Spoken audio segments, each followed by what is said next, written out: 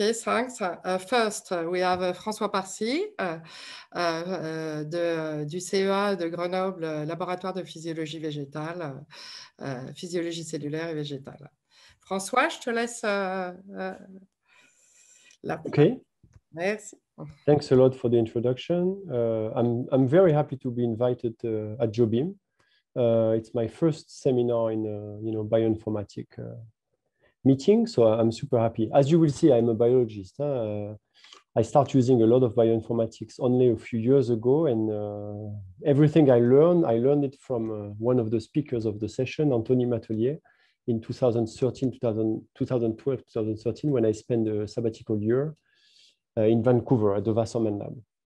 So what I will do today is tell you about the work we do in the lab, and as you will see, there are a lot of aspects that are related to transcription factor binding site, or TFBS. So first, before starting, I need to introduce the system we're working on. We work in plants, and you can see here at the left, Arabidopsis. It's a very common model plant. After making leaves, like you see here in this little movie, it starts bolting, elongating, and it makes flowers. And that's the process we are interested in. And those flowers, to be built, they need special gene expression programs that are triggered by a few key regulators. So the flowers, they are born on the flanks of this group of stem cells called the meristem. And you can see here a model where it shows that it's a hormone that accumulates, shown here in light green, that will trigger the position where the flower will grow. What we know a lot from genetics, and here I give you just one slide to show that we've learned over the years about the nature of the transcription factor that regulate this process. Some of them, they act at the very beginning. And for example, here, if you are mutant in this auxin response factor, you have no flowers at all. You have a naked shoot. It looks like a pin. It's all naked, and there are no flowers being developed. Another type of regulator, this one is my favorite one, is called LIFI. So when it's mutant, you get no flowers at all. Instead, you get shoots and associated leaves. It's also an important one. And the last type of regulator we study are those that are responsible for the identity of the floral organs. And so basically the flower form, but if those regulators are mutant, the organs that develop, they are not the right one. For example, here in this plant called Agamus, you miss the stamen and the carpel. Okay, so in terms of regulatory cascade, if we summarize extremely briefly this process, we have the auxin that accumulates somewhere here in this area. And through the action of this auxin response factor, it induces the LIFI gene. LIFI will contribute to the emergence of this new group of stem cells. And then LIFI will induce the genes that are called A, B, C, and E.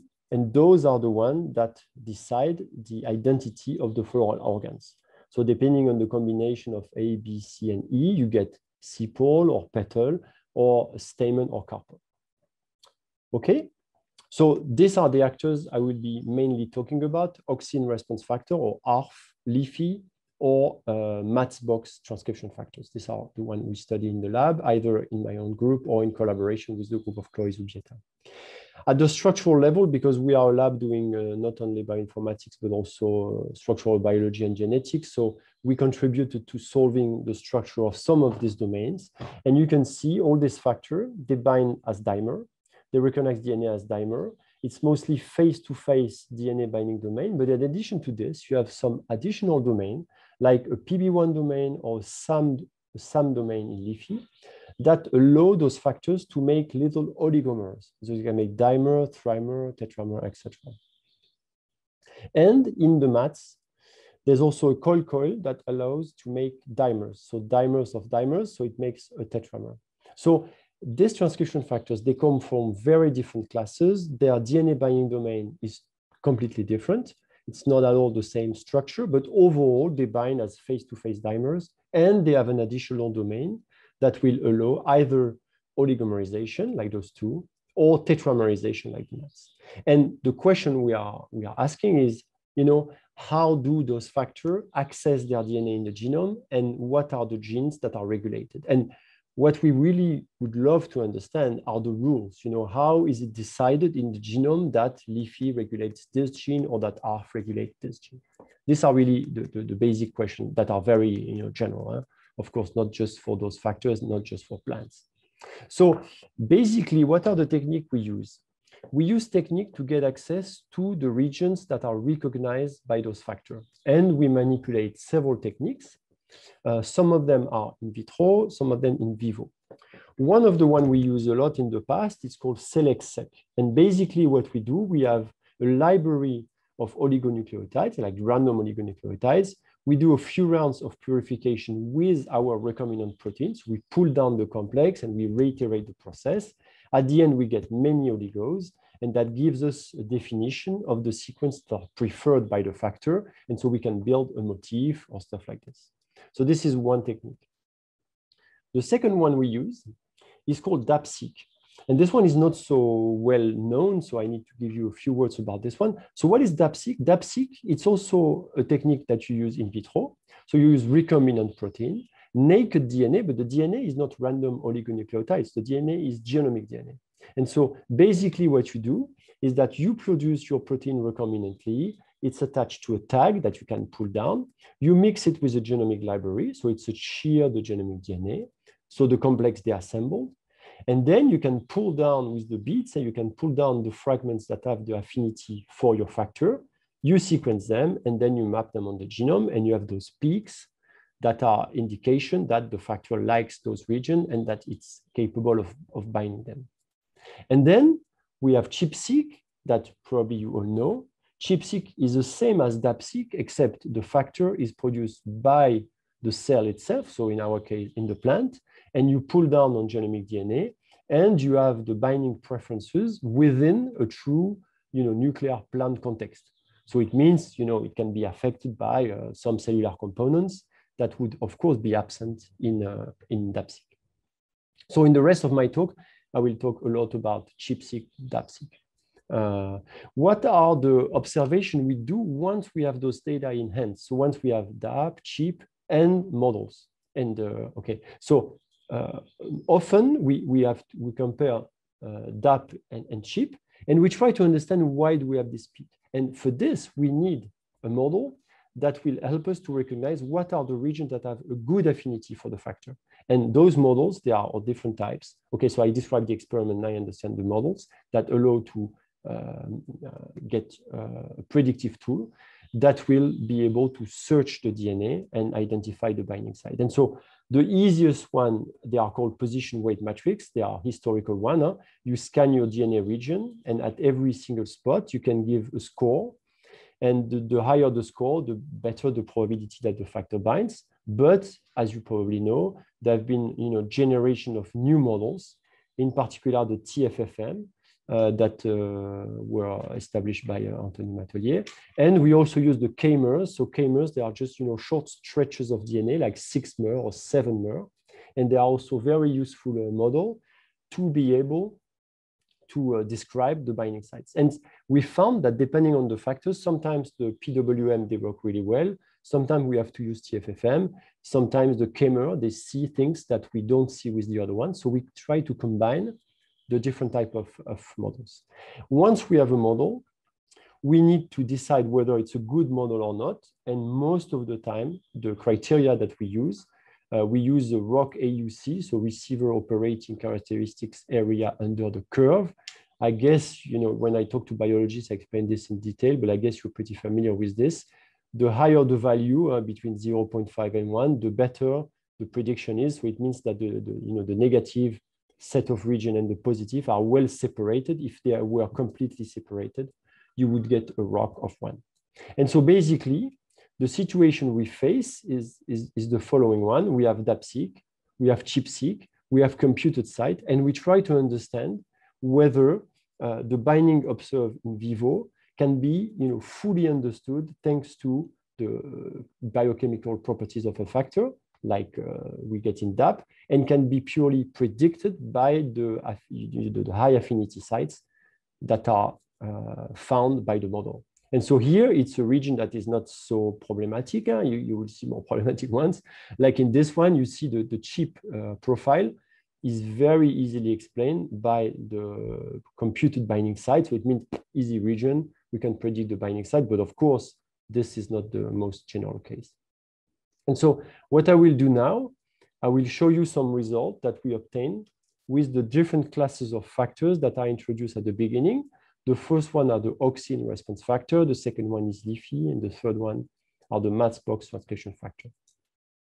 The auxin response factor, I mean, maybe you don't know if you're not familiar with the plant field, but auxin is a very powerful hormone. It's important for cell division, for the development of organs, for the phototropism, you know, when you grow towards the light. I mean, auxin is a super powerful hormone, really. And it's during the signal transduction of auxin, there is this class of auxin response factor that play a very important role.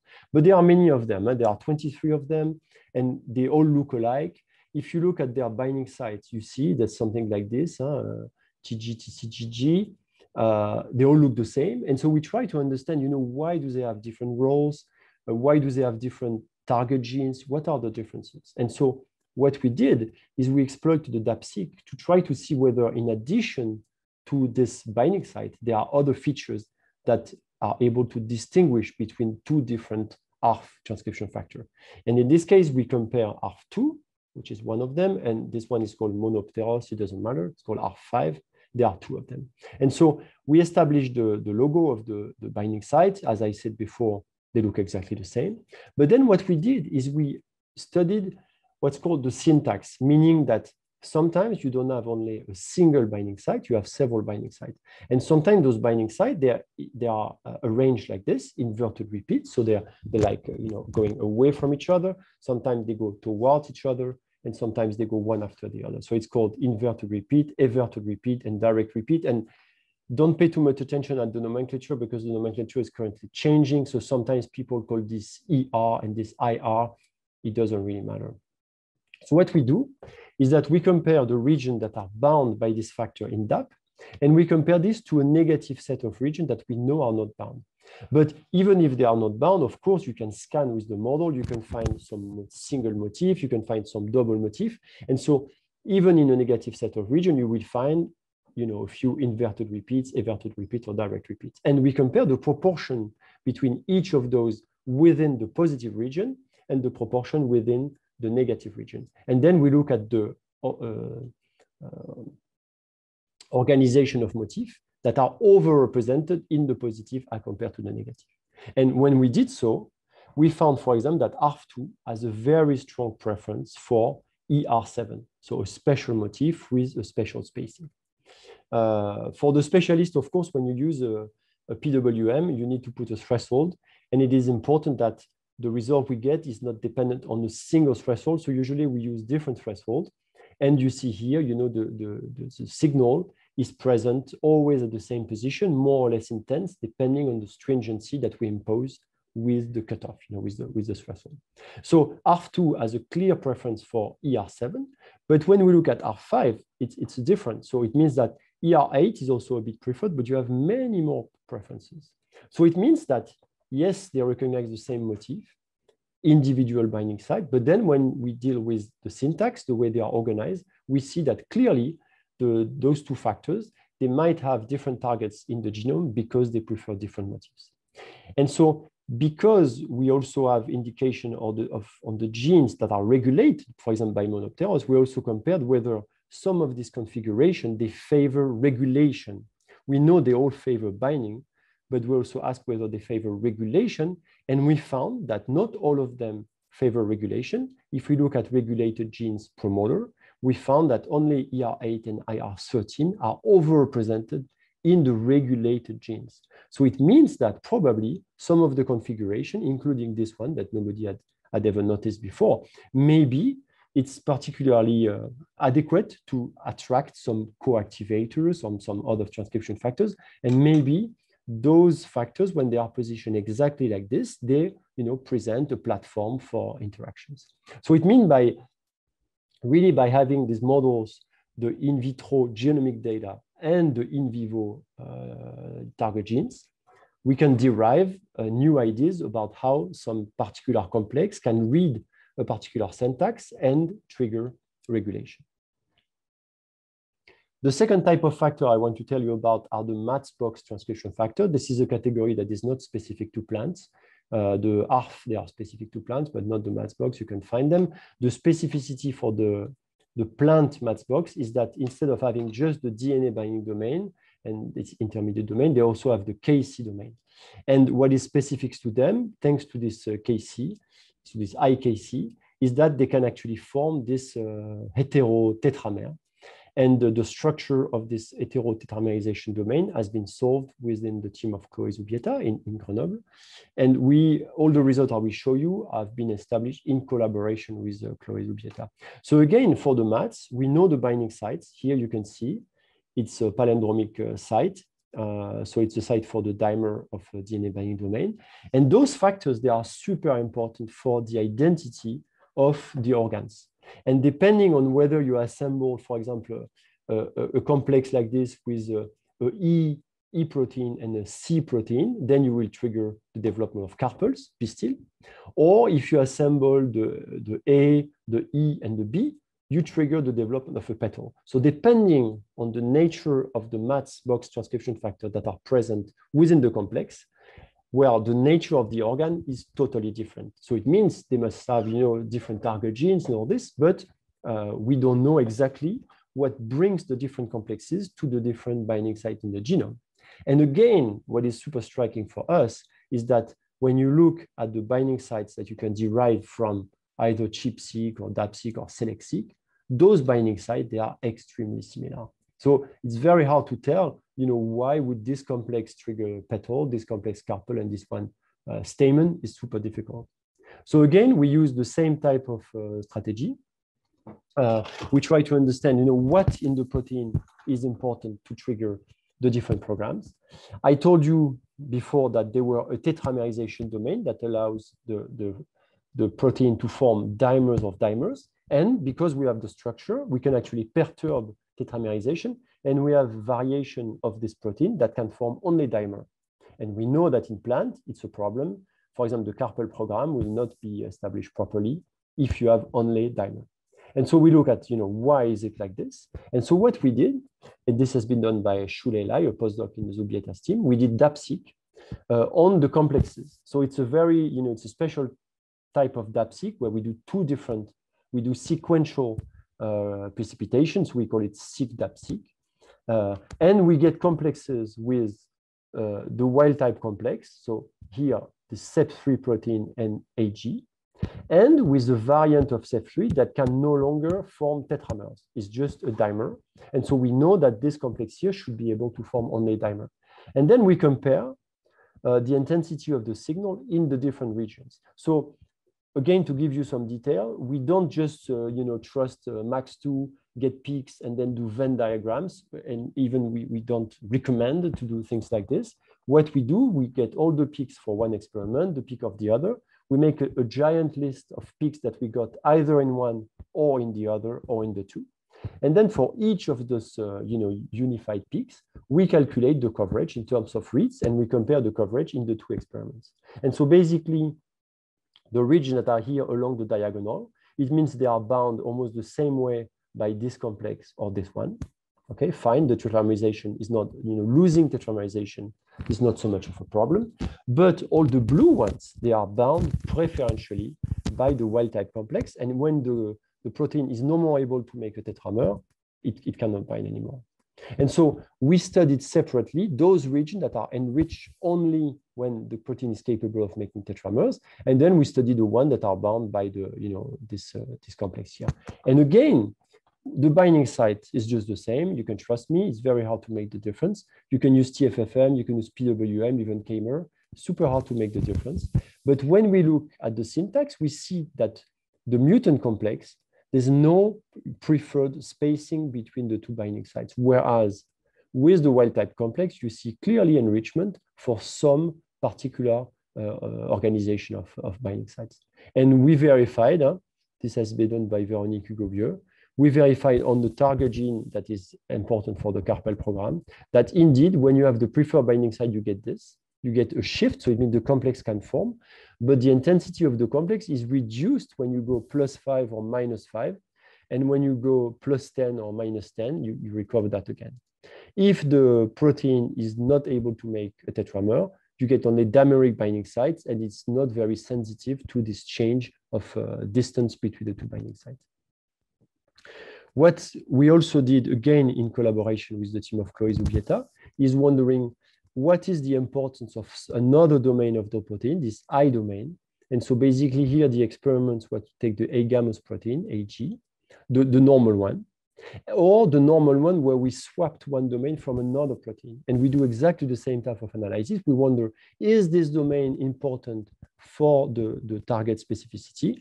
And now you must be familiar with this kind of figure, except here we use the TFFM to find the Matchbox binding sites. We use the TFFM. We look at the distances between the different binding sites, and to our surprise, we found that when we change the I domain, we also change the preferred distance between binding sites. You see here it's 25, 34 that are preferred, and the normal protein has 47, 57. And so if you remember the model at the beginning, we were wondering why different tetramers, they will direct the formation of petals or stamen or carpel. And here we have part of the answer. It's because, okay, they have the same binding site, so the dimer recognizes always the same place, but as tetramer, their preference is different depending on the I domain they have. If you change the I domain from another protein, you will actually select other type of regions in the genome. Okay, finally, I want to end up with the leafy transcription factor. This is the one I show you that when it's mutant, you don't get flowers.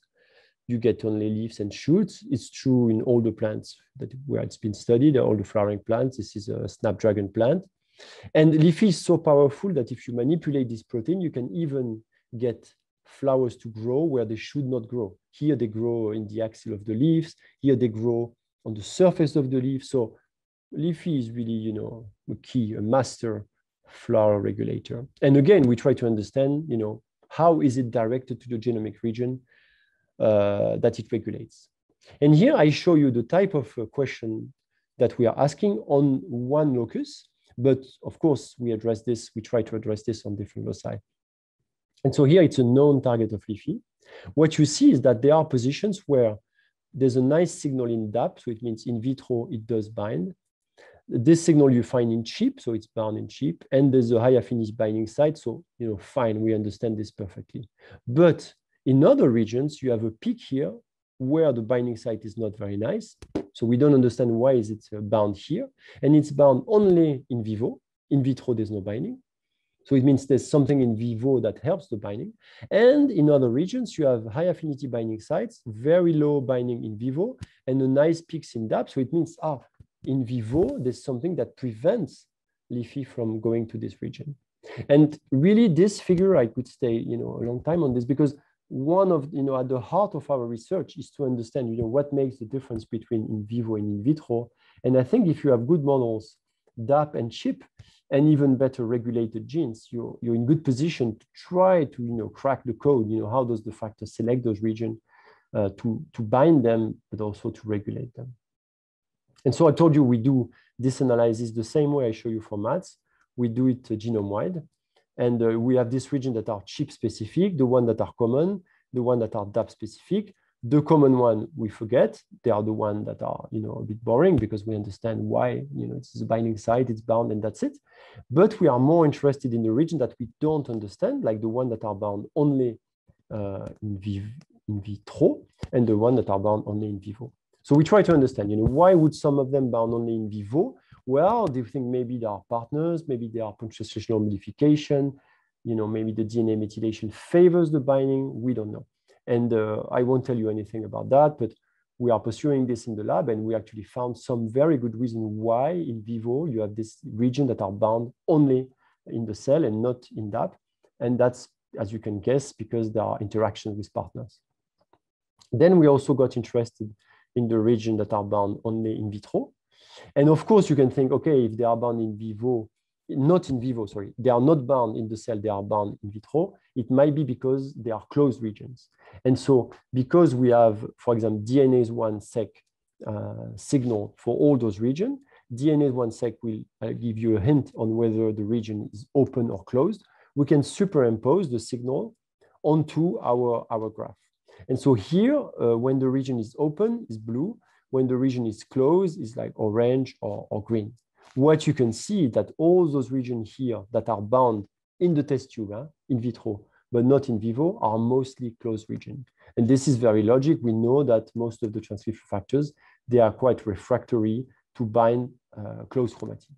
But if we decompose and if we remove the signal from all this open region, we see that even in those closed regions, there is a lot of LIFI binding. So it means, okay, most of the time when the chromatin region is closed, it prevents the binding, but there are regions that are closed and still bound by LIFI, and we try to understand this. And we did two things. First, we wonder whether methylation can have an effect. Because as you know, the closed chromatin region, often they are more decorated with methylated cytosine.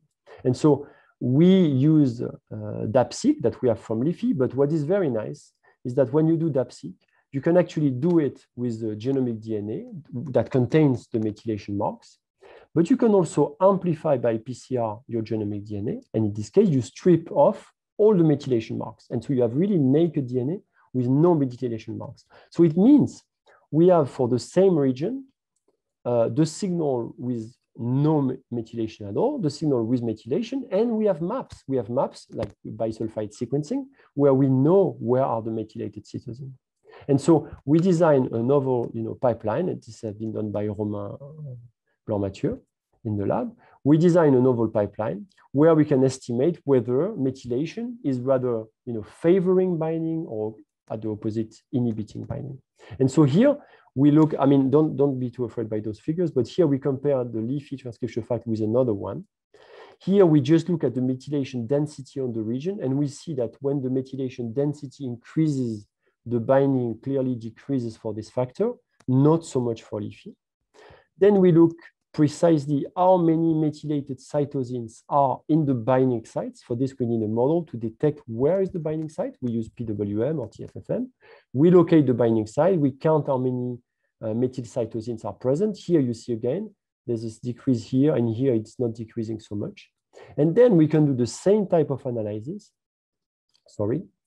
We can actually look at individual position, whether the presence of methyl cytosine favors the binding or the opposite, inhibits the binding. And we've been able to see that in this factor, when it's blue, it means it inhibits the binding. So here, either it does nothing, or we cannot say, or it decreases the binding. And the bluer it is, the more it decreases. So it means this factor, every time you add a methyl group on the cytosine, it's pretty bad for the binding. But here for LIFI, we found region where the methylation is detrimental to the binding, and we find other one where it favors the binding. So it means that overall, sometimes it helps, sometimes it does not, but that's why LIFI is not so sensitive and can actually get access to some regions that are methylated, so supposedly closed chromatin region, because it's not so sensitive to methylation. And of course, because we have the 3D structure, the crystallographic structure of LIFI bound to DNA, we can compare those positions, and we see sometimes that the hydrophobic properties of this methyl group is helping the binding because of the nature of the biochemical interaction. And sometimes, adding a methyl group will actually push the protein away from the DNA, and that's the blue positions here. So closed chromatin region, it can be methylated, but of course it can be wrapped in nucleosomes. And this, I will not tell you the whole story, but we published that quite recently after a long struggle. We've been able to find that LIFI is actually able to interact with the DNA wrapped around the nucleosome, so wrapped around the histones. And so LIFI apparently has the capacity to interact directly with DNA, even if it's not a naked DNA, but it's DNA wrapped around histones.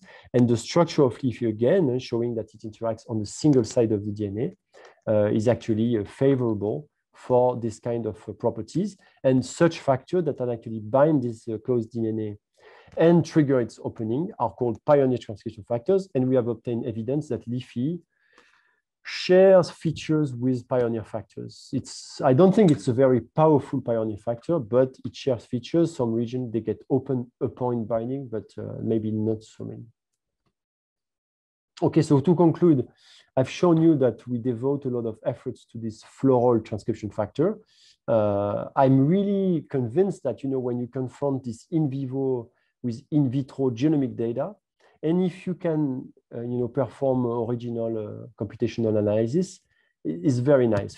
It's very fun to play, but it's also very nice in terms of being able to derive the regulatory rules.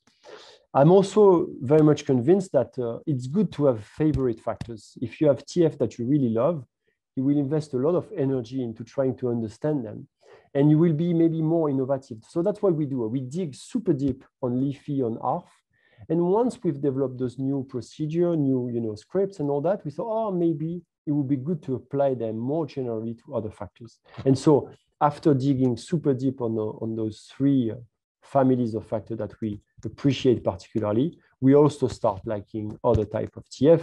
And I have to say, and Anthony is here to witness, that we are starting to study most of the plant transcription factor for which data are available, and we are active collaborators to feed the formidable JASPAR database that is very useful for the community.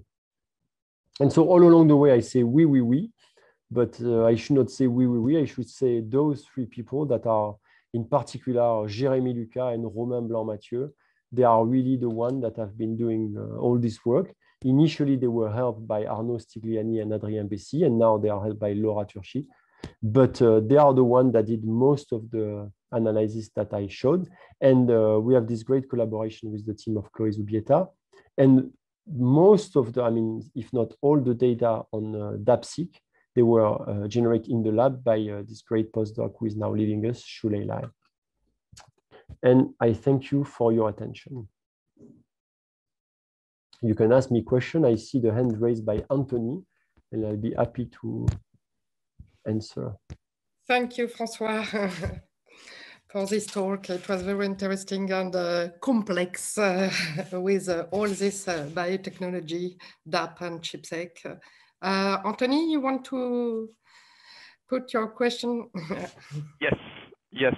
So first, I agree. I second that. Fantastic. So François, like usual, that's really nice to see all of this combination of computational and biological data generation and analysis. Fantastic.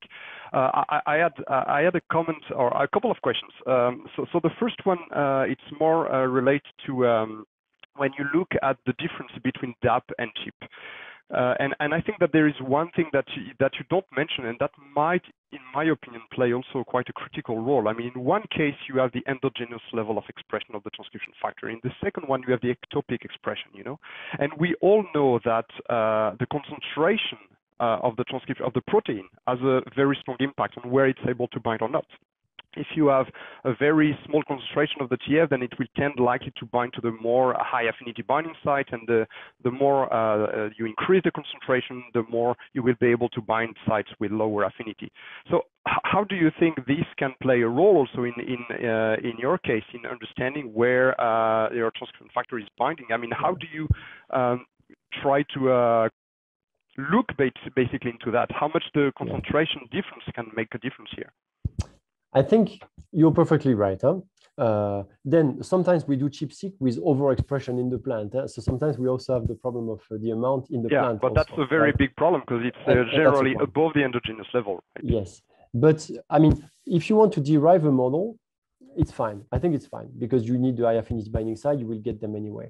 Then if you want to look at regulation, in any case, even if you have ChIP and DAP, for regulation, you really need expression data. And so I think we know that maybe we will identify bound regions that are not really bound, but once you compare, you intersect with the RNA-seq, for example, I guess that you will lose all these false positives that have been, identified just because you've been pushing a bit too much on the protein concentration. So I would say, to get a good model is fine, and to get the regulated genes, in any case, you need also expression data, and so it doesn't matter too much if you have too many positive. In fact, for example, for LIFI, we have 15,000 positive regions, and I don't believe LIFI has 15,000 regulated genes, right? So we know there are too many, and we filter them out with expression data. we can talk more about that, but that's yeah. And the second one that I had is when you have your preferred spacing between the binding sites, what's in between? Is there something also that is encoded in between? Do you have other motifs that appear to be within them? Do you have specific DNA shape, structure, minor group width that allows them to be really close by to kind of, change the DNA conformation? Is there anything, or it's just like random, totally random sequences? Okay, so in some case we looked, in some case we did not. So in some case we look at motif, or we look at motif not so much, but we look at shape. And my answer would be there is nothing. There is sequence, okay? It doesn't really matter what's in between. I'm not saying we have studied that very carefully in all cases. So for example, when you suppose that the DNA will make a loop, maybe some of the DNA sequence will be more prone to make loops or not. But so far, we have never identified any feature that is in between, never. Great, thanks. Okay, there was another question from Fabrice Touzin. Fabrice, do you want to put your question directly, or I read it? Okay. So for the target of MADS box, c'est MADS transcription factor, so CAG boxes. Do you mean that organization preference or distance preference favor one function or another, as observed for sigma factors binding site occurrence sigma 70 and sig S in Escherichia coli? I remember well. Thank you. Okay, so I don't know the data about 670 and sig S, but yes, that we think that depending on the spacing, you will be directed to different type of binding sites, and then the function will be different.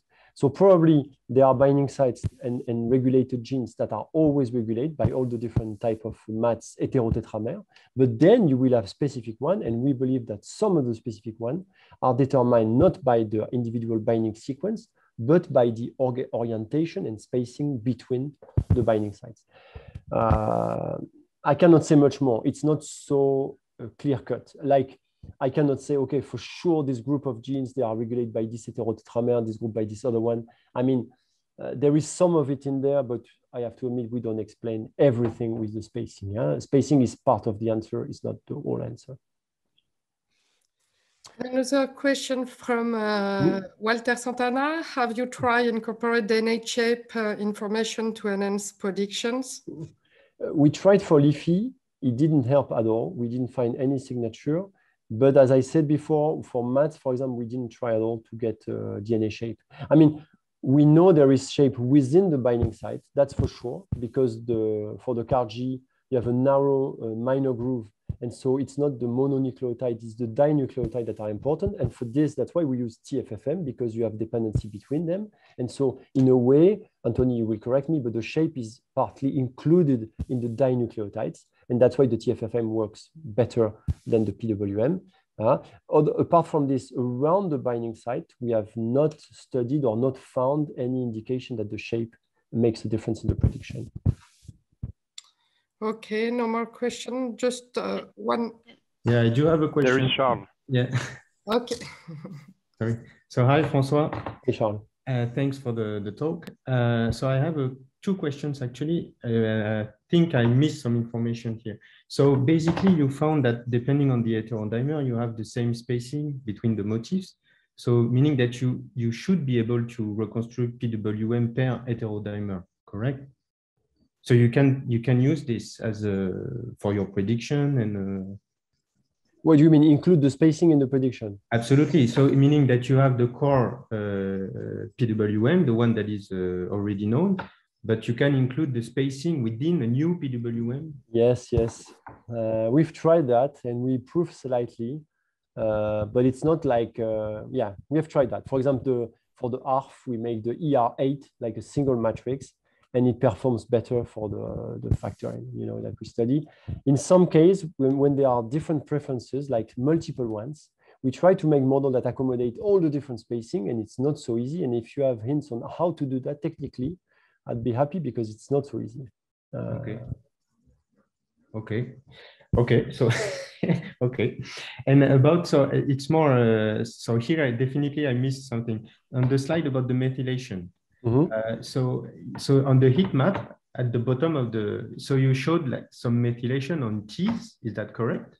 No, it's okay. Yeah, I see what you mean. Even if the T is the main base, there's a small percentage where it's not a T, but it's a C. And in this case, the C can be methylated. So of course, if there's a methylation on a big C, on a high information content C, it will occur quite often. If it's on a T with a small c, it means it's unfavorable, for example, but it happens very, few times because the C is mostly absent. But when the C is present and methylated, it's good or bad. Okay. Thanks a lot. Okay, thank you, Francois. And you can continue after. Okay. So we have to switch to